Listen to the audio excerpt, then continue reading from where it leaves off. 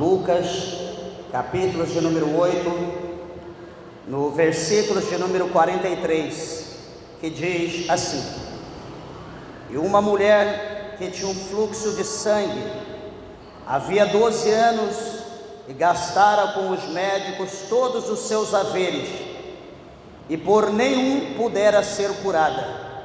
Chegando por detrás dele, tocou na orla da sua veste, e logo estancou o fluxo do seu sangue.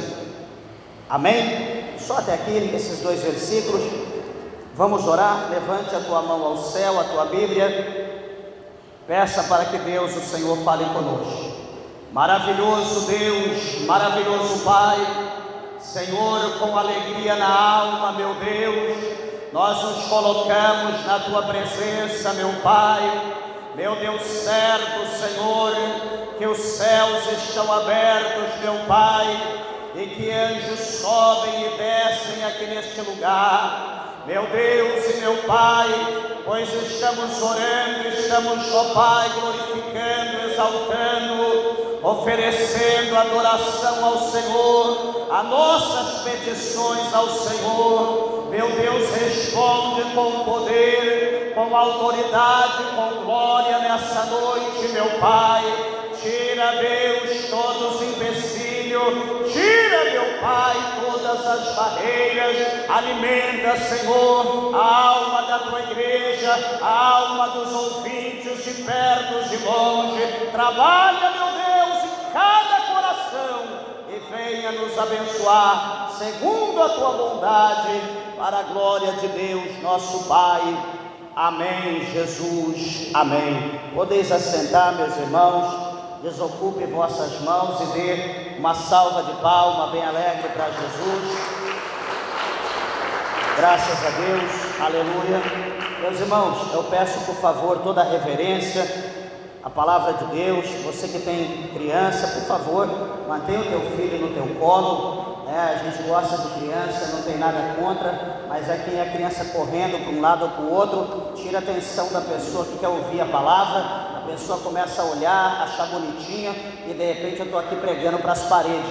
O meu intuito não é converter parede e nem edificar parede, mas sim o teu coração nessa noite de hoje. Então, por favor, nos ajude, coopere em nome de Jesus Cristo. Todos dizem amém? Amém. Graças a Deus. Meus irmãos, nós lemos aqui, um versículo, dois versículos da palavra de Deus, uma situação que para qualquer ser humano era impossível. A Bíblia aqui relata de uma mulher, que ela tinha um fluxo de sangue, e esse fluxo de sangue já havia 12 anos. Entenda, uma mulher que tinha um fluxo de sangue, ela estava enferma, e esse fluxo de sangue era contínuo há 12 anos. As mulheres que têm aí o seu processo mensal, de menstruação, enfim, sabe que não é brincadeira essa situação. Isso mensal, alguns dias. Agora imagina a pessoa 12 anos continuamente, sem parar, sem ter uma torneira para fechar. Observa-se aqui que a Bíblia diz, nessa mulher, aqui era uma mulher que tinha posse, ela tinha condição, porque a Bíblia diz que ela gastou com os médicos todos os seus haveres para ser curada. E o que acontece? Deu certo? Funcionou? Não funcionou. Tudo que ela tinha acabou-se. Ela gastou toda a sua fazenda, ela gastou todo o seu recurso, ela gastou todo o seu patrimônio com a medicina da época. No dia que acabou todo o seu dinheiro, que ela não tinha mais uma moeda, o médico então permitiu que ela ficasse em casa aguardando a morte, porque não tinha mais solução para o seu problema. E isso aconteceu, e isso acontece ainda hoje nos nossos dias. Enquanto se tem dinheiro, enquanto se tem recurso, nós somos bem recebidos, nós somos bem atendidos, bem tratados, porque nós só valemos o que nós temos. Se nós não temos nada, nós não valemos nada. Se nós temos alguma coisa, nós valemos aquela coisa que nós temos. E vamos entender essa situação no contexto geral, de uma forma geral, mais detalhado.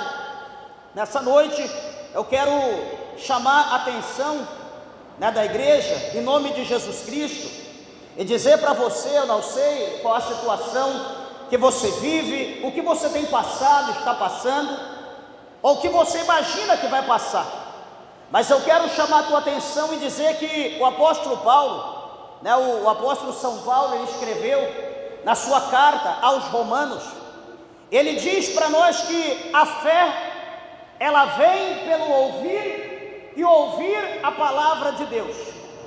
Ou seja, se você é uma pessoa, é um ouvinte, que você não gosta de ouvir a palavra de Deus, certamente você não tem fé. Ou a fé que você tem, pode ser a fé numa caneca, com desenho, com a imagem.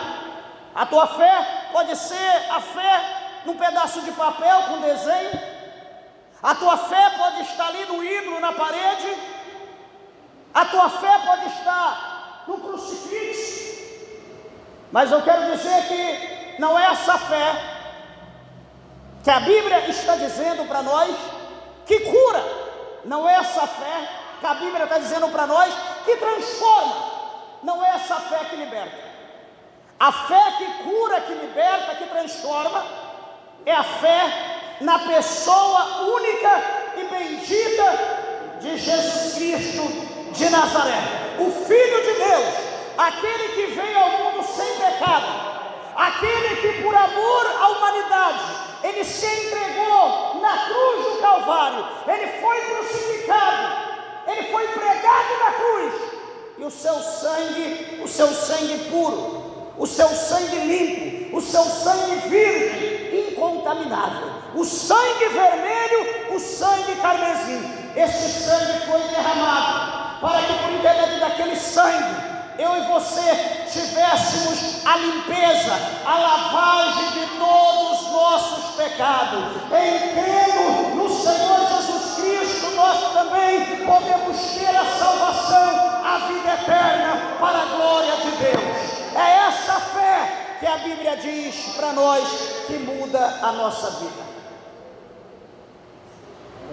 Quem já não viu por aí em algum lugar? Em São Paulo tem muito, de onde nós lemos. Agradeço ao santo tal pela graça recebida. Agradeço o santo tal por ter recebido tal coisa. A Bíblia fala para nós que Deus, ele é santo. E a Bíblia diz que Deus, ele é pai de santo. Não existe mãe de santo, pai de santo. E a Bíblia diz que santo é todo aqueles que são lavados e remidos no sangue do Senhor Jesus Cristo.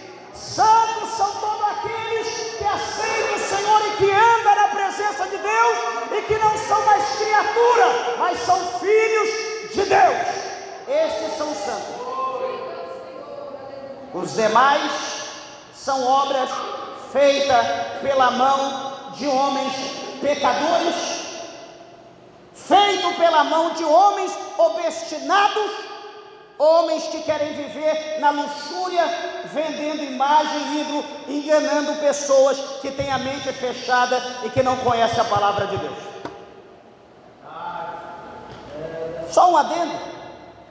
Quem, por exemplo, aqui que já foi minha esposa, por exemplo, os irmãos sabem, ela, sua família viveu mais de 22 anos dentro de centro de macumba. Sua família tinha centro de umbanda em São Paulo e na Bahia.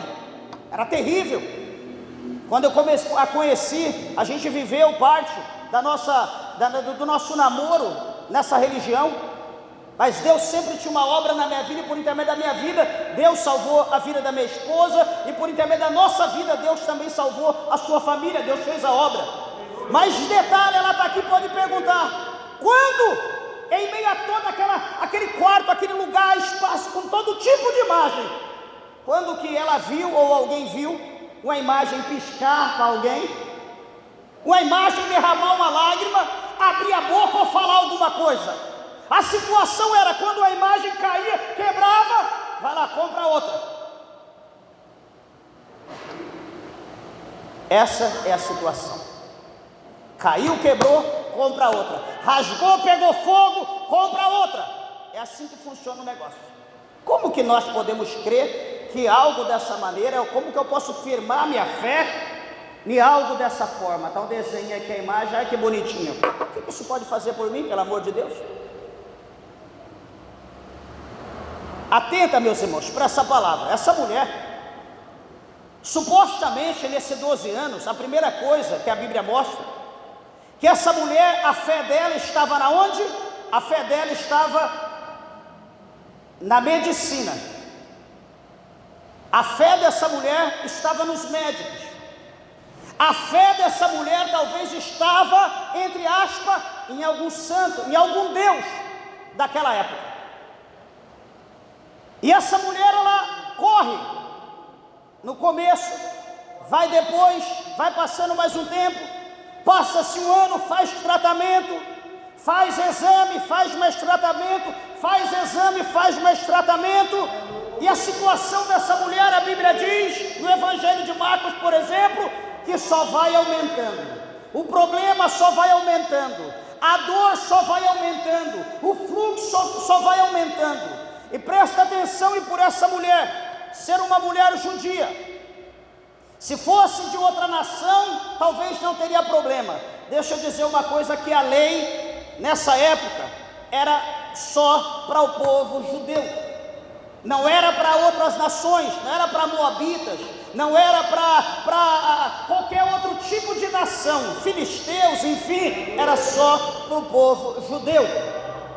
Ah não, porque, por exemplo, a mulher cirofenícia estava com fluxo de sangue, o problema é dela, e ela tinha todo o recurso, todo o apoio na sua nação, mas no meio da nação do povo judeu era diferente.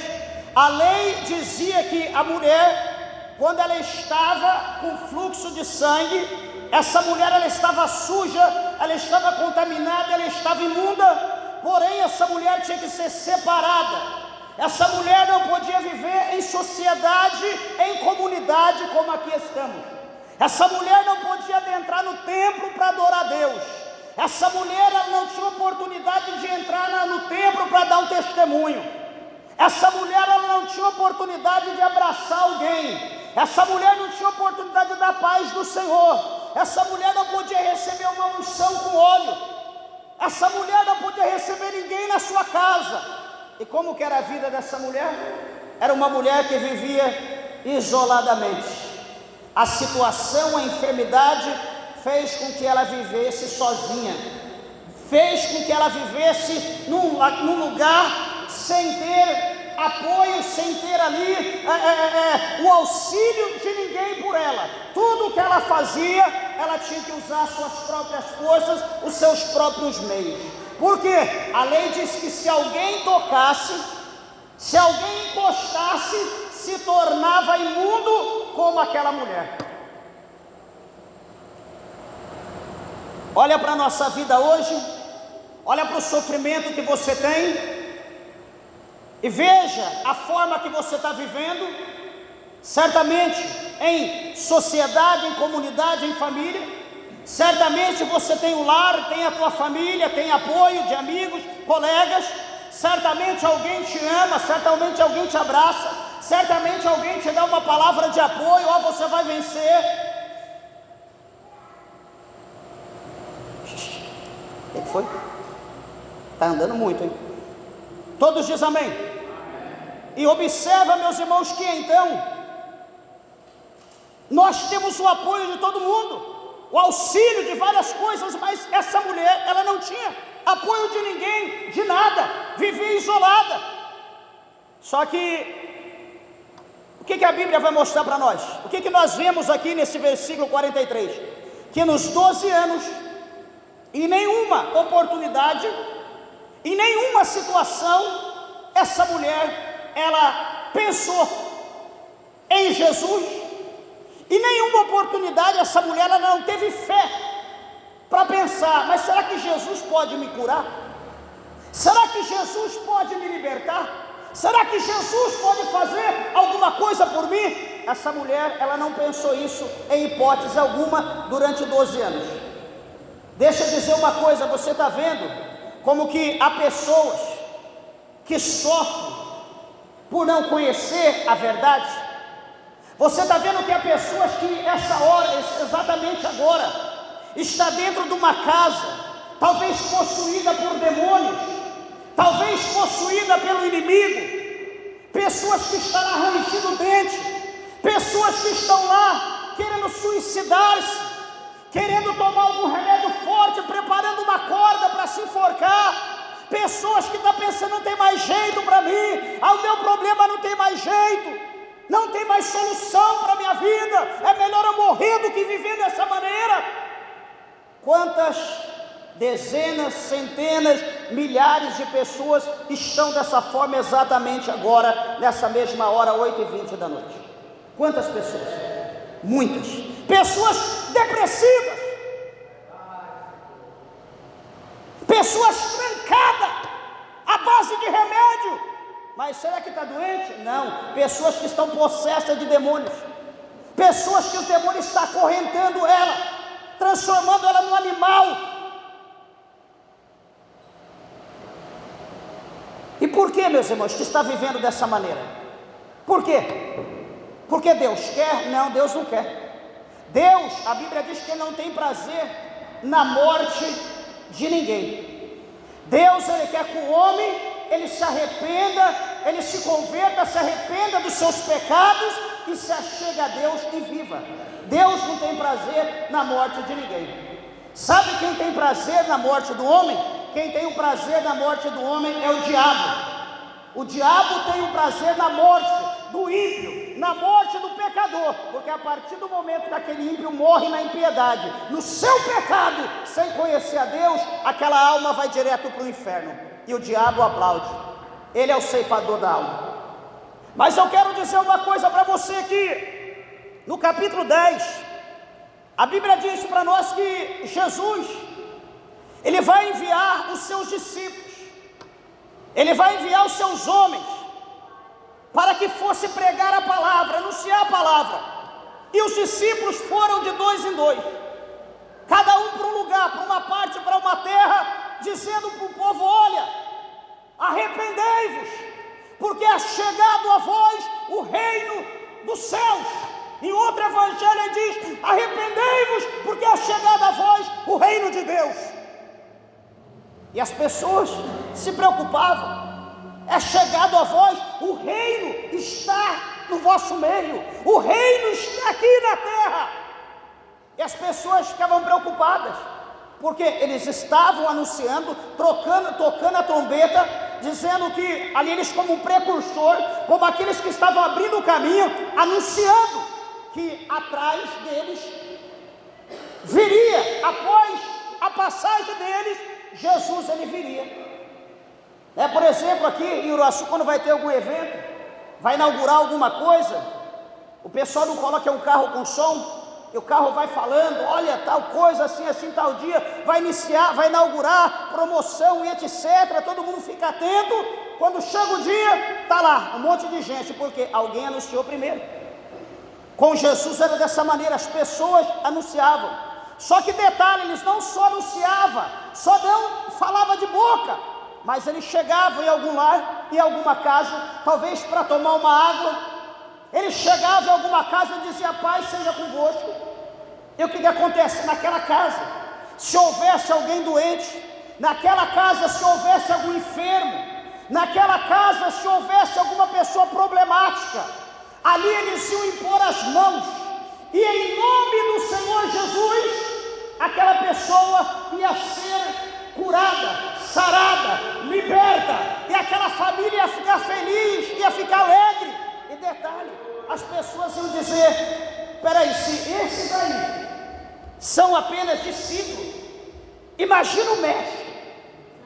Se esses aí são discípulos, já fazem isso, imagina o mestre, imagina o Senhor deles. João Batista mesmo, quando ele é consultado, enviado ali pelos principais da sinagoga, pessoas a dizer para ele: olha, João, diz para nós, quem é você? você é Jeremias, você é você é Elias, ou você é algum dos profetas? Fale para nós, quem você é? João simplesmente abriu a sua boca e diz: eu sou a voz que clama no deserto. Eu não sou Jeremias, eu não sou Isaías, eu não sou Elias, não sou nenhum dos profetas.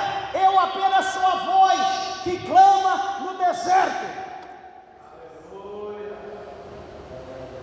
João, ele diz que aquele que é antes dele, mas que já existe primeiro do que ele, é tão poderoso que ele não era digno de desatar a alparca dos seus pés, a sandália dos seus pés. Ele mostra nessa atitude o poder de Jesus, que ele não era digno de tocar na sandália de Jesus. João fala dessa forma. Só que detalhe, meus irmãos, veja bem, essa mulher, enquanto ela tem recurso, essa mulher, enquanto ela tem condição, essa mulher, enquanto ela está podendo, ela vai ao encontro da medicina. Ela procura formas, procura meios para ficar melhor pela medicina. Talvez para não dizer: eu não vou para a igreja, eu não quero ser um crente fanático, eu não quero ser um crente quadrado, eu quero ser apenas um religioso, eu quero ter a minha fé porque eu nasci assim e vou para o inferno desse jeito. Por que ir para o inferno desse jeito, meus irmãos? Deixa eu dizer uma coisa. A Bíblia fala para nós, lá em Hebreus, que ao homem está destinado a morrer apenas uma vez, e após segue-se o juízo.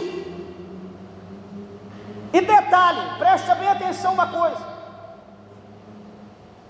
no capítulo de número 14, no verso 6 do Evangelho de João, o Senhor Jesus, ele diz: eu sou o caminho, a verdade e a vida, ninguém vai a Deus se não for por mim, diz o Senhor Jesus.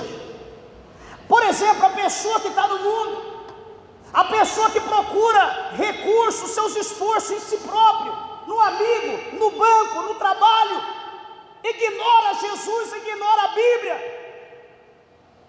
talvez amaldiçoa. Uma pessoa dessa, que não confessou Jesus, que não reconhece os seus pecados, que não perdoa, que não libera o perdão, que é um exímio pecador contínuo, uma pessoa dessa, quando morre, vai para onde? Ô pastor, da minha religião fala que tem lá o famoso e salvador purgatório. É? Sua religião diz isso? Mas aonde diz aqui na palavra de Deus? Aonde está escrito na Bíblia que tem purgatório? Sabe onde é o purgatório? O purgatório está lá no capítulo 21 do livro do Apocalipse, chamado o centro do inferno, chamado Lago de Fogo e Enxofre. Lá é o purgatório, aonde todos os desobedientes, aonde todos aqueles que não querem saber de Jesus, aonde todos aqueles que não querem saber da Bíblia, que não querem ter compromisso com Deus, vão ser lançados. É terrível dizer isso, é terrível dizer isso, mas terrível, pior do que isso, é o homem intelectual, é o homem sábio, é o homem que tem uma mente, sabe o que quer comer, sabe o que quer vestir, sabe o que quer comprar, respira o ar maravilhoso que Deus deu, enxerga a natureza, a obra de Deus, em vez de prestar um culto de adoração a Deus, vai adorar um ídolo, vai amaldiçoar Deus. Eu nasci assim, eu vou morrer assim.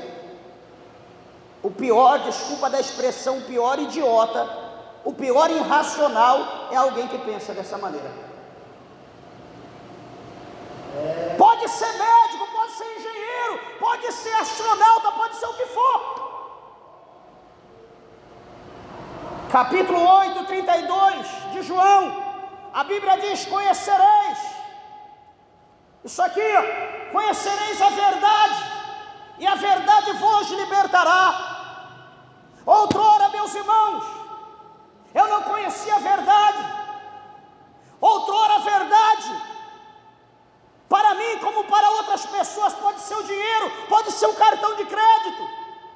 A verdade para uns talvez pode ser um ídolo, pode ser uma pessoa, mas a verdade é Jesus, o Filho de Deus. Ele é a verdade, Ele é o libertador. Capítulo 3, verso 16 do Evangelho de João, está escrito que Deus amou o mundo de tal maneira que Deus Ele deu o seu Filho unigênito, ou seja, o seu único Filho, para que todos aqueles que creram no seu Filho Jesus Cristo não se perca no inferno, mas tenha a vida eterna. É a palavra mais linda, é um dos versículos mais lindos que há na Bíblia.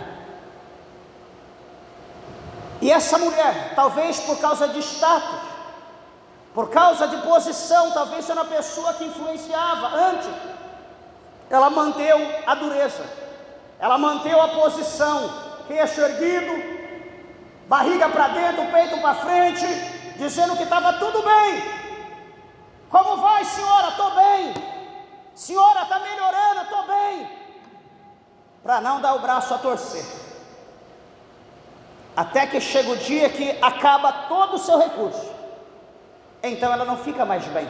Ela não tem mais como ir no médico. Ela não tem mais como pagar consulta. Ela não tem mais como comprar remédio. Ela não tem mais como bancar alguma coisa para melhorar. Então, qual é a opção dela? Morrer? Quem quer morrer? Se eu falar alguém aqui quer morrer? Não! Por mais difícil que esteja, a gente quer viver. Só que detalhe, ela agora, não querendo morrer, a Bíblia não fala a idade dessa mulher, talvez ainda estava nova. Por mais tempo que ela tinha perdido sangue, mas talvez ela estava nova. A Bíblia diz no Evangelho de Marcos que essa mulher, ouvindo falar de Jesus, lembra que eu falei lá atrás?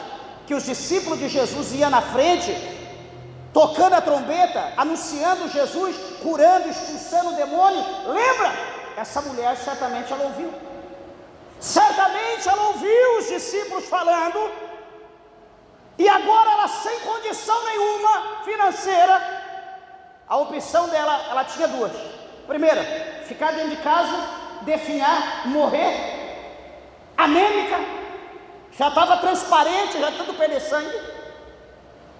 A opção dela era morrer dessa forma, ou a segunda opção, descer do salto do orgulho, descer do salto da altivez, da soberba, e calçar o sapato da humilhação, e ir até o encontro de Jesus para ser curada. Ela tinha essas duas opções. Quantas pessoas eu prefiro morrer do que aceitar Jesus? Qual o mal que Jesus fez? Qual o problema que Jesus te fez? O que Jesus fez de ruim? Mas, meus irmãos, nós sabemos que todo homem, ele tem a sua personalidade maligna. A natureza do homem, de forma geral, é maligna. Não existe ser humano bom.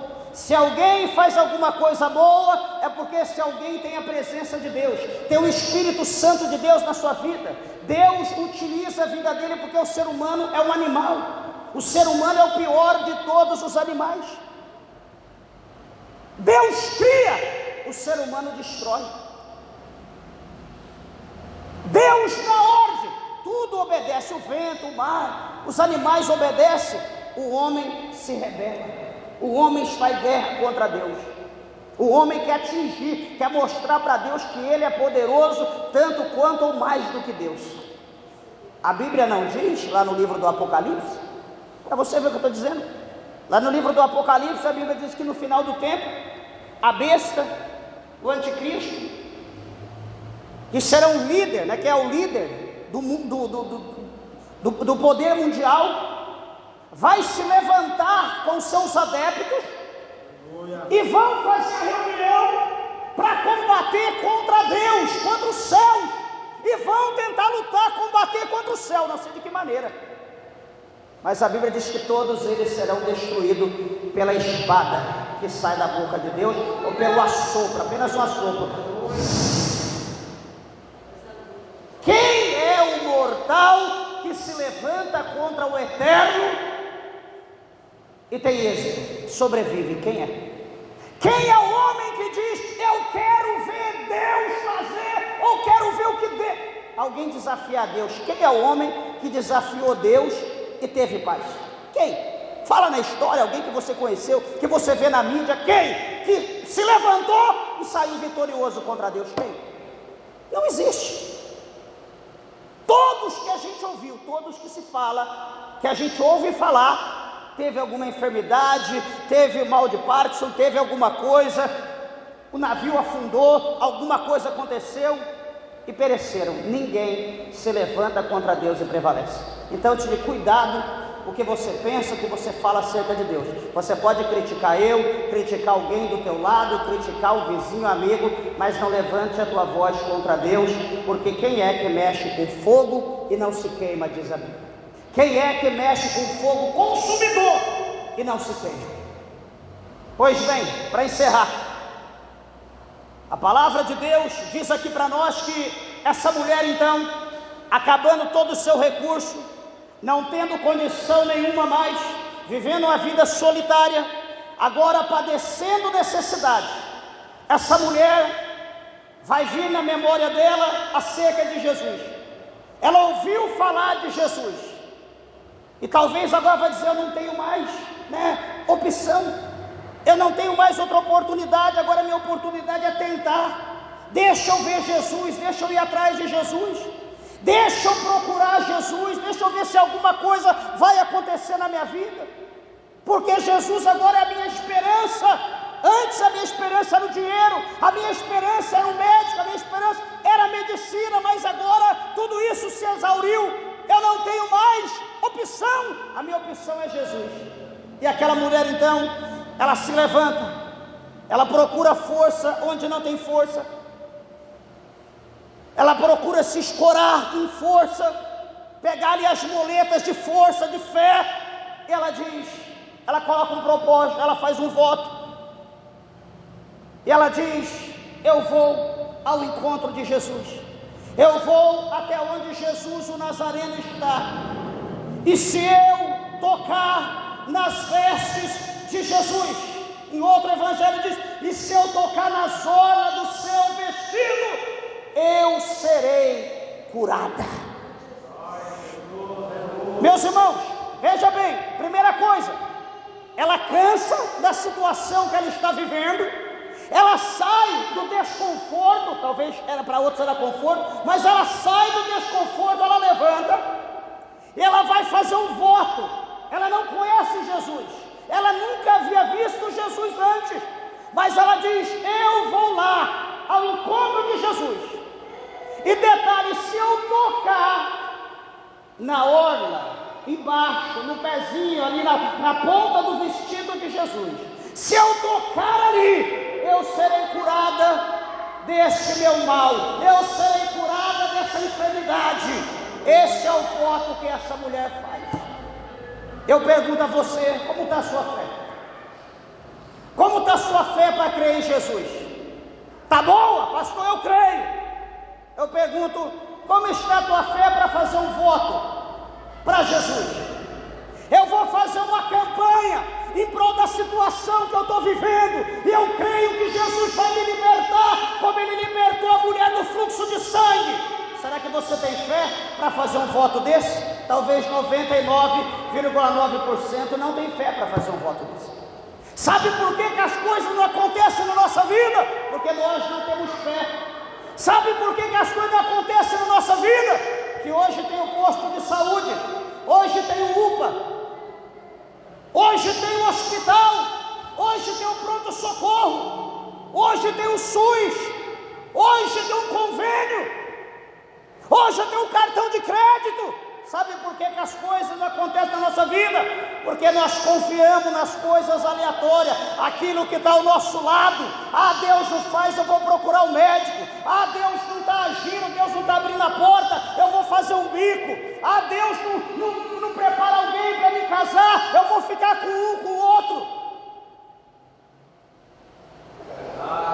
É assim que nós estamos vivendo hoje. A fé está cada dia em declínio. A fé, meus irmãos, presta atenção aqui, cada dia está naufragando. A fé, meus irmãos, cada dia está se acabando. É por isso que Jesus, ele fala para nós, no capítulo 18 do Evangelho de Lucas, aqui neste mesmo Evangelho, capítulo 18, lá no versículo de número 8, o Senhor Jesus, ele diz: quando o Filho do Homem vier, será que ele achará fé na terra? A fé está se acabando. Nós não estamos crendo mais. Nós não estamos acreditando mais. Se prega a fé, fala em tudo quanto é lugar, mas nada está acontecendo porque nós não cremos. A Bíblia diz que sem fé é impossível agradar a Deus. Eu estou doente, eu estou mal, vamos fazer a campanha tal, a campanha está em execução. Quem quer pegar o voto, quem quer fazer a campanha? Se fosse outro tempo, a gente levantava até os pés e as mãos, um envelope em cada parte, na mão, nas duas mãos, nos dois pés. Mas de acordo com os recursos que nos cerca, nós estamos deixando de acreditar em Deus. Nós estamos deixando de crer em Deus. Presta atenção, só um detalhe. Olha como é a fé. Olha como a nossa palavra tem poder. Domingo passado, buscar a irmã que sempre vem com nós e vai todo dia, mora lá no centro. Aí passamos na casa dela. Para vocês verem, é um detalhe, mas como que funciona a fé. E vindo no carro com ela, conversando e tal, enfim, de repente, brinquei. E diz: abençoada, só está gostando de frango caipira? Tô. E a só está comendo? Não, faz tempo que eu não como porque está caro. Eu peguei e falei: acho que um frango caipira, uma galinha, um galo, acho que seria o melhor presente que a gente poderia ganhar ultimamente. Ela deu risada, falou: é verdade. Eu falei: eu ficaria muito feliz em ganhar. Isso no domingo à noite.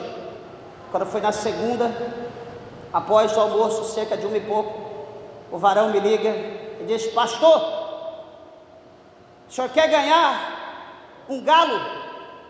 Falei: o quê? Quer ganhar um galo? Já está prontinho, cortado, já só temperar e comer.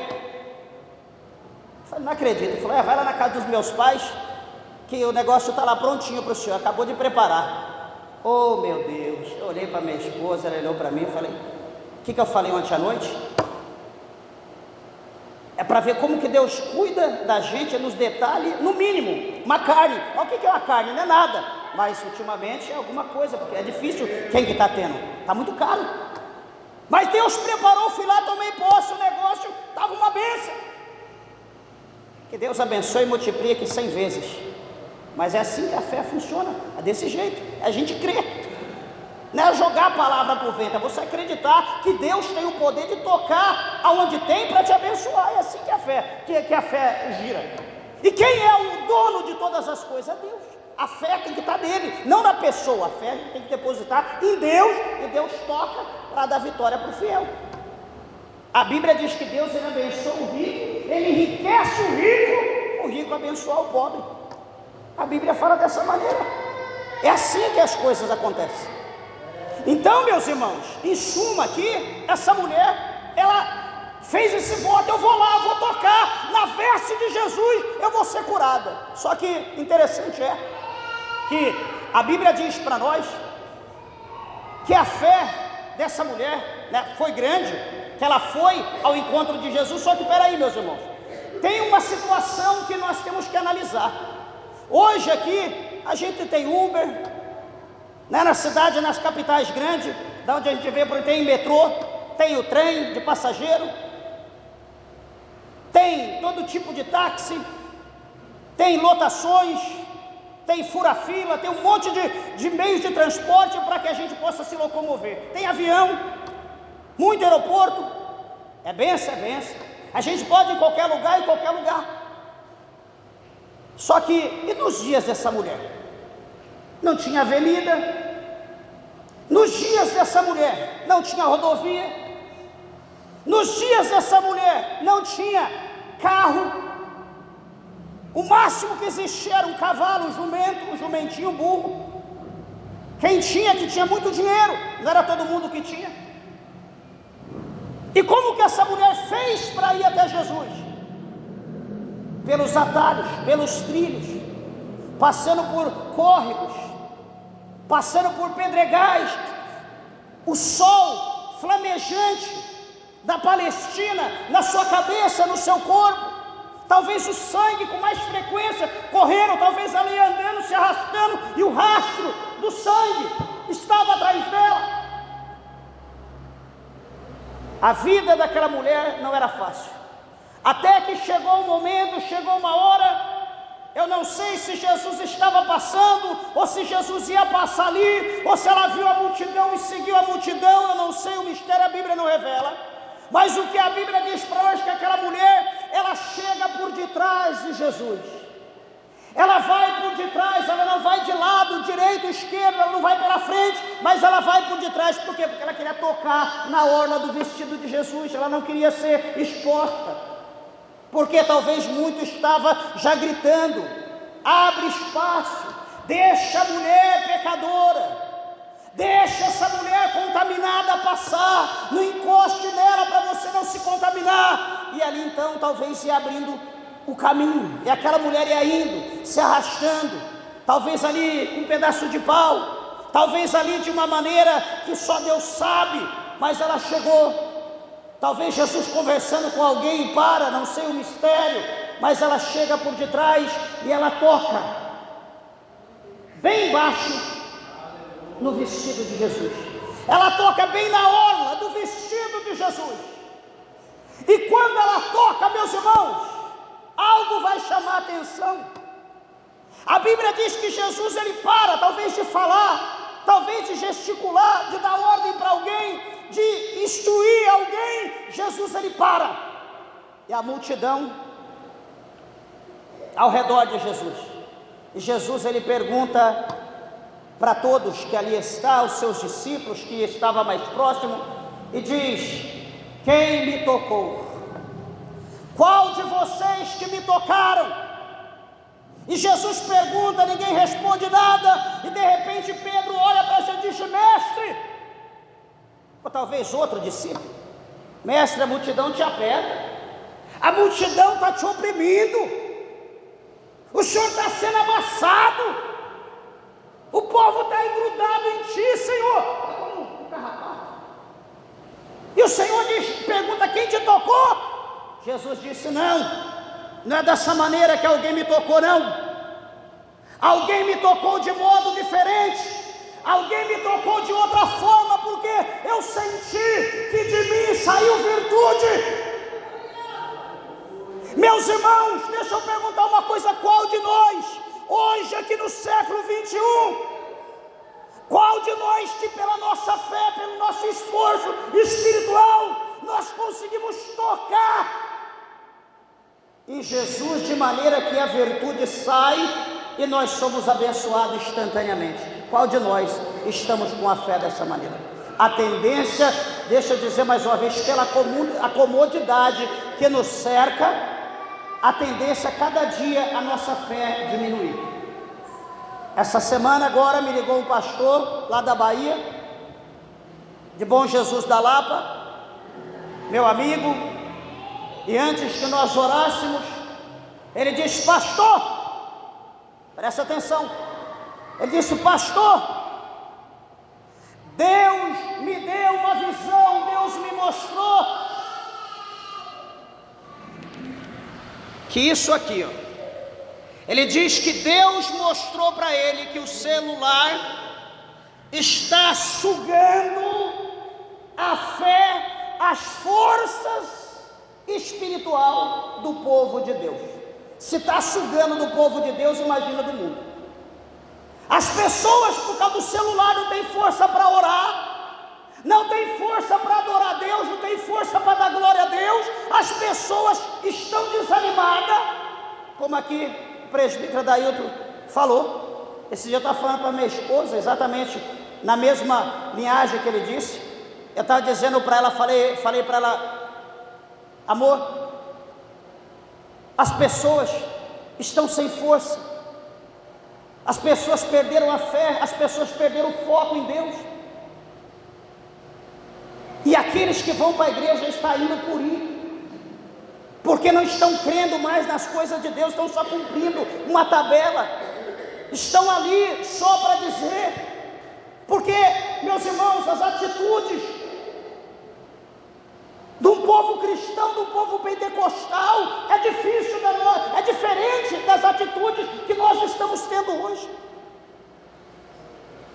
A gente não vê ninguém chorar de maneira que derrama lágrima na presença de Deus, que rasga o coração diante do Senhor. A gente não vê pessoas na igreja, na pregação, no louvor, na oração, falar em língua estranha. Meus irmãos, isso é a decepção. Sabe quem está feliz com isso? O diabo. Sabe quem está feliz com isso? O inferno. E o irmão me dizendo isso, falando comigo: pastor, Deus me revelou como que as pessoas estão fracas, o celular está sugando toda a energia espiritual do povo. O povo está ficando como um sepulcro caiado, como Jesus mesmo falou: por fora está bonito, mas por dentro não tem mais nada. Eu vou desacreditar, meus irmãos, da situação que a gente está vendo, que a gente está vivendo. Analisa você. Mas essa mulher teve força, essa mulher teve coragem, ela tocou. E Jesus diz: alguém tocou em mim. Eu bem senti, eu bem sei que alguém tocou, porque de mim saiu virtude. Eu quero dizer para você nessa noite de hoje, meu irmão, minha irmã, toque em Jesus de forma diferente. Não toque em Jesus com a mão, não toque em Jesus com o pé, não toque em Jesus com o teu corpo, mas toque em Jesus com a tua fé. Leia a palavra de Deus, ouça a pregação, jejue, consagre, busque a Deus, peça para Jesus aumentar a tua fé, pelo amor de Deus, meus irmãos. Se achegue ao Senhor, porque é somente por intermédio da fé, igreja, a fé viva, a fé que remove montanha, é por intermédio dessa fé que nós vamos ver as coisas acontecer na nossa vida. Se nós não temos fé nas mínimas coisas, como que está a nossa fé salvadora? A nossa fé na salvação? Se alguém perguntar para você: você crê na tua salvação? O que você responde? Como está a tua fé? Vai coçar a cabeça, vai achar um monte de pulga, vai começar a se coçar, porque não sabe o que falar? Quantas pessoas, senhores, não tem mais fé, até mesmo na salvação da sua alma? Como foi falado aqui, a salvação é tomada à força. O reino dos céus é tomado à força.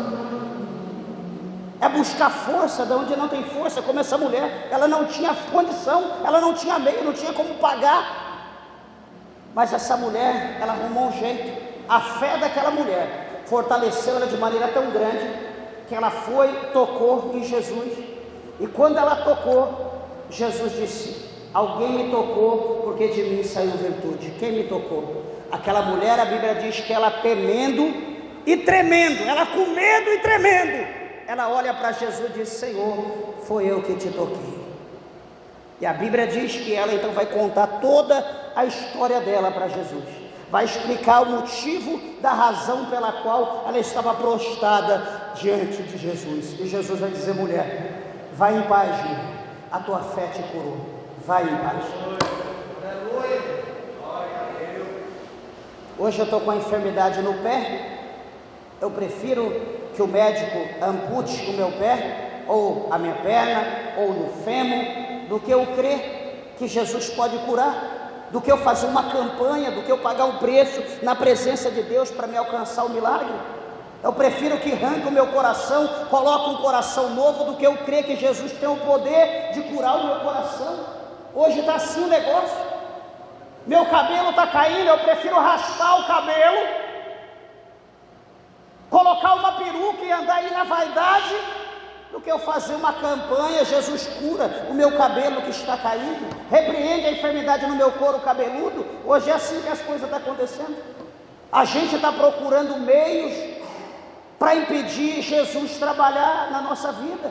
Nós estamos, de uma maneira, maquiavelando as coisas para impedir o trabalhar de Deus. Nós estamos colocando barreira para que Jesus não haja e para que o nome dele não seja glorificado. Eu pergunto, o que será de nós? O que será da igreja? O que será do povo de Deus? Quando Jesus voltar, como estará a nossa fé? Se nós não temos fé com milagre, como está a nossa fé para a salvação?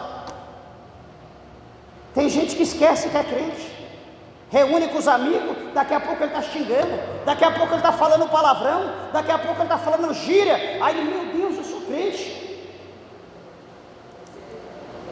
Ele vai beber água, ele esquece, pega o copo de cerveja do amigo, enche a boca, meu, bebi cerveja. É assim que está o mundo hoje, está desse jeito. Mas eu quero dizer uma coisa a você: Jesus hoje, ele está mais perto do que ontem. A Bíblia diz, por intermédio do escritor aos Hebreus, que o que há de vir, ele virá, e ele não tardará. Meus irmãos, estejam prontos, porque a Bíblia diz que Jesus, ele vai vir como um ladrão de noite. Ou seja, ele vai vir a hora que nós não estivermos atento, apercebido. Ele vai vir a hora que nós estivermos despreparados, desatento, despreocupado. É a hora que Jesus vai voltar. E se Jesus voltar, nos achar assim, o que será de nós? Não esqueça dos dias de Noé.